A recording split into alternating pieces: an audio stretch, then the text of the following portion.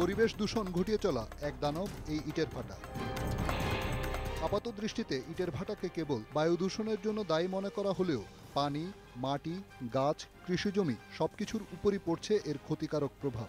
আর শেষ পর্যন্ত দূষণের ফল ভোগ করতে হচ্ছে মানুষকে।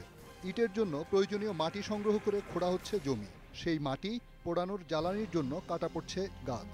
ইটের ভাটার কারণে জমির ফলনও কমে গেছে বলে অভিযোগ কৃষকদের। ইটের কারণে ফসল ঠিক মতন হইতেছে না, আবার পানির অভাব, যেটুক পানি থাকে সেই পানি আবার ইটের ভাটাতে টানে নেয়। এখানে আছে ফসল আঁকে না, বুঝছেন, ইটের খোলা আছে, আদা মাদা আসে, আর আছে দুমার কারণে কিছু ফসল হচ্ছে না। অপরিকল্পিতভাবে এসব ইটের ভাটা স্থাপন করায় পরিবেশের স্থায়ী ক্ষতি হচ্ছে বলে মনে করেন পরিবেশ আন্দোলনকারীরা।